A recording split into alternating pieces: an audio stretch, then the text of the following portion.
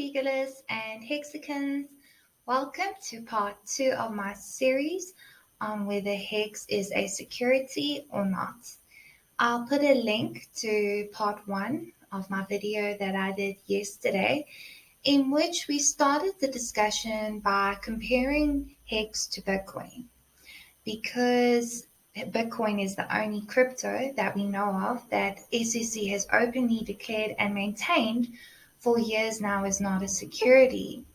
By doing a comparison of HEX to Bitcoin, we were able to look at the similarities which we can use to strengthen HEX in that it is not a security because of those similarities.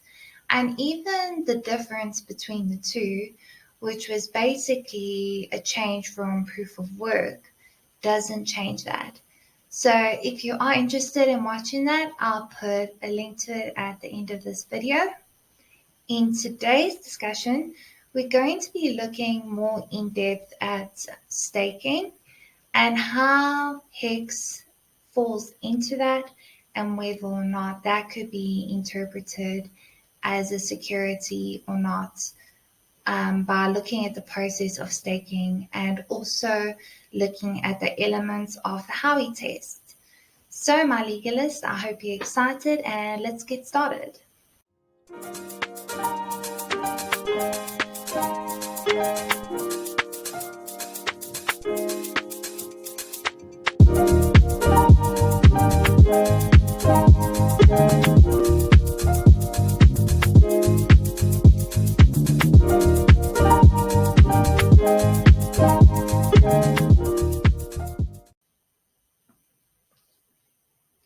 Okay, so just at the outset, I'd like to be clear that today we're only doing quite a brief overview of the Howey test. So I'm not going into a lot of in-depth legal concepts into each of the elements. As a start, I think it's important for myself and every legalist that is watching this video to start with just a good general understanding of the elements of the Howey test. Okay, so of course we need to, in order to be able to apply the Howey test, understand it, we need to know what are the facts of the Howey case so that we can make a fair comparison and also understand where those elements are coming from. So I've got the case, and basically it was a service contract, okay, which entailed the offer of units of citrus groves, while at the same time cultivating, developing, harvesting, and marketing crops on behalf of the purchaser. Payment of the net proceeds would then be effected to the purchaser. The purchaser had no right to entry to the grove or any right to the specific fruits. The respondent pooled all of the harvest produced to conduct business under its name. So basically, that's the background of the Howey test. Then let's see what the judge had to say in order to define a security. An investment contract. So the Supreme Court held that an investment contract, as far as the U.S. Securities Act is concerned, means a contract, transaction, or scheme whereby a person invests his money in a common enterprise and is led to expect profits solely from the efforts of the promoter or a third party. So what that definition gives us is 4 elements that we know of today that are used to define a security. So the first one that we got in that definition is that there is an investment of money. The second element is that the investment of money is in a common enterprise. The third element is that there is an expectation of profit. And the fourth element is that it's based solely on the efforts of others. Okay, so we're going to be looking at all 4 of those elements. So let's start with the first element, which is that there is an investment of money. So normally, when there's an investment, when we imagine that in today's terms, you're departing with your money and leaving it with an institution or with the expectation of profit, right? That you will get a return on that money. Okay. Now, does staking in this case constitute an investment? Has the investor assumed risk of loss? Okay. Now, normally the risk of loss would be where you giving your tokens to a third party, to an exchange, to another person, anybody, and there is a risk that that can never be returned. So immediately, we have to start looking at our definition of investment, especially with the advent of crypto and code, okay, where the technology is changing. And what we have with HEX now is a situation where you maintain custody of your assets. So you are not assuming any risk of loss, which is normally attributed with an investment of money. So you create your own private keys and you mint your own HEX and you mint your own rewards. So there's no third party. So whether in terms of that, it can be construed as an investment already is not clear because you are maintaining your private keys, you are maintaining full control of your crypto, and nobody else can access that unless they have your private keys, okay, or access to your wallet and your password. Also, something else that I was thinking of was when we look at the definition of an investment, right, which is an asset or item that is acquired with the goal of getting an income or an appreciation, okay? And by appreciation, what I mean is an increase in the value of that asset, right? Well, when you stake HEX, nobody's promising you that the value of that HEX is going to increase. For all we know, the price could go down. The only knowledge that you have is that you will get an APY on that. So you can get your 38% APY, but there's no guarantee that the price is going to be higher. In fact, it could be lower by the time your stake ends. So even in that sense, although you're going to get more HEX, there's no promise or even undertaking or anything of that nature that there will be an income or an appreciation generated from that. So now let's move on to the second element, which is in a common enterprise. So the definition that I found of a common enterprise is it's an operation in which everyone's profits are intertwined and interdependent on the work of other participants. Again, here we're dealing with code. You can not stake and do nothing, and the code will still be there. You can be the only staker, and the code will still be there. So it's not dependent on other stakers or on the founder in terms of profit, or when I say profit, in terms of your APY that you're going to get on that staking. It's all inputted into the immutable code. The only criticism, and we need to be open here when we're thinking about this, please give me your ideas, give me your thoughts on this, is that with when we were discussing inflation, with the staking, only the stakers are getting the benefit of that inflation. And that will also vary depending on how many people are staked.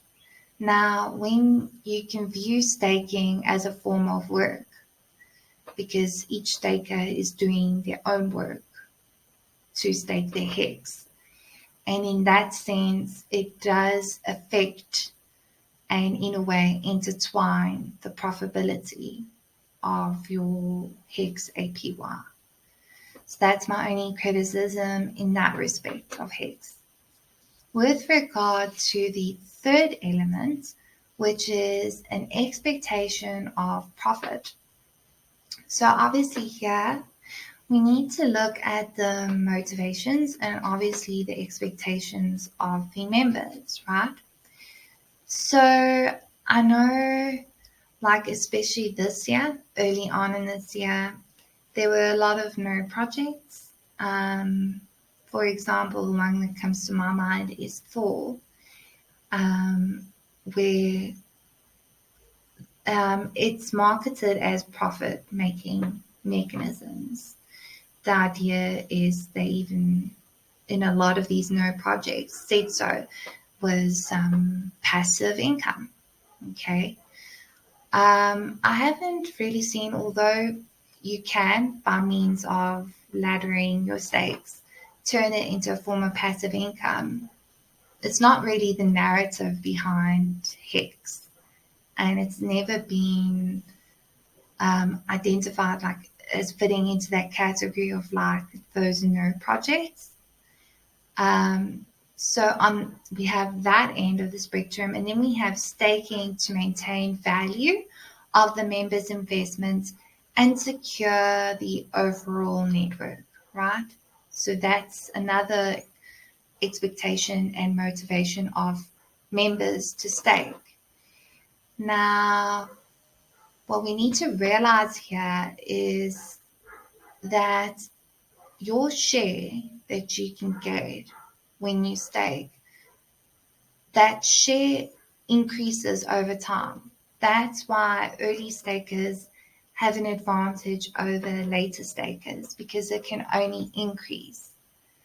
So the sooner you stake, the sooner you can get more of that T share, also the longer that you stake. So in that sense, and because it's based on T shares, right? There is an element of staking to maintain value of your investment. Also, if we remember that HEX has inflation, just like Bitcoin, right?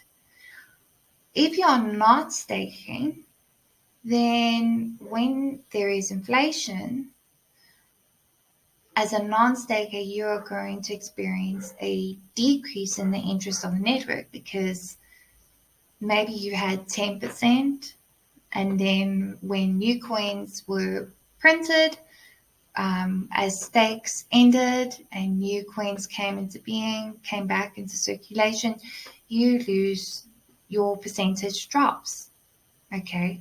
And therefore, there's been a loss due to inflation. So that can kind of create an expectation and a motivation of members to stake.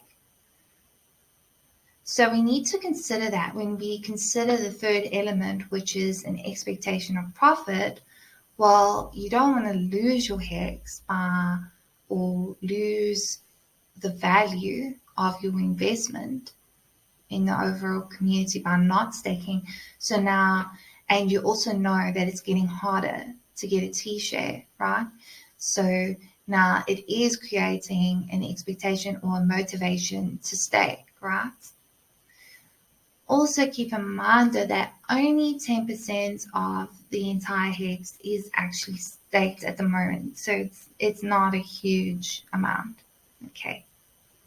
So with the last two, it being a common enterprise and with the expectation of profit, it's not very clear.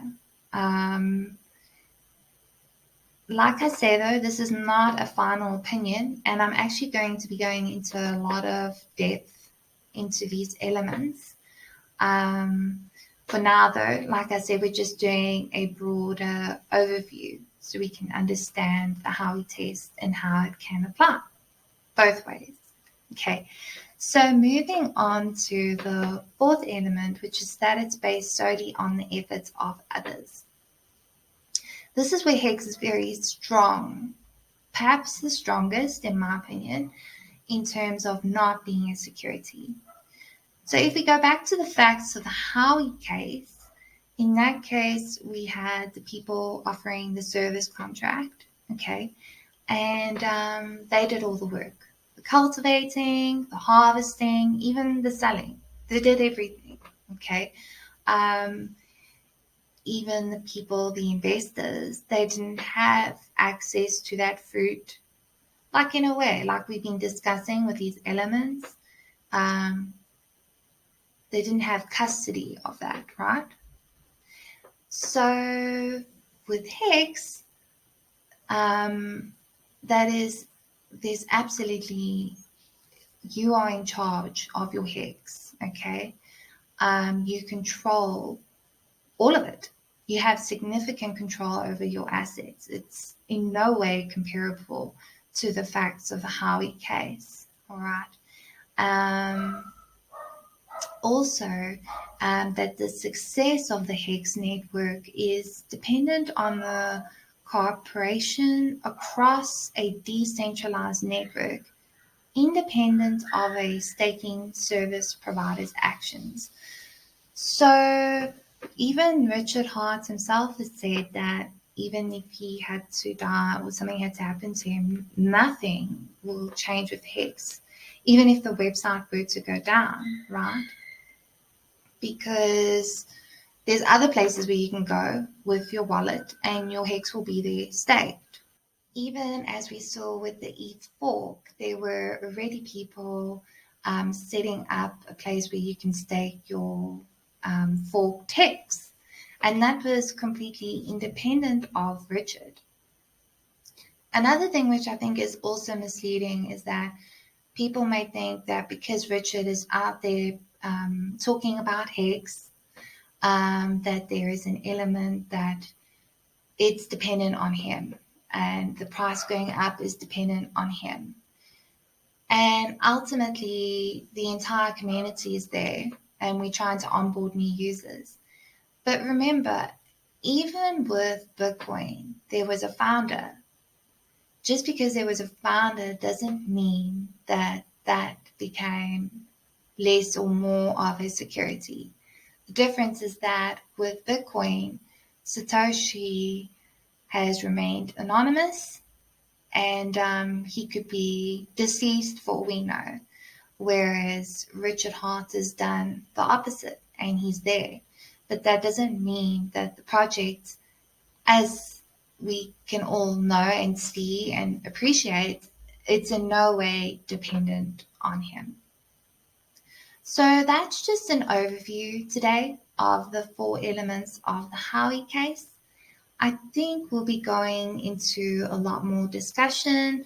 We can look a lot more into the legal elements, more in depth on some of these elements, but it gives us a good idea of the strengths of HEX in terms of it not being a security and also possibly some of its weaknesses.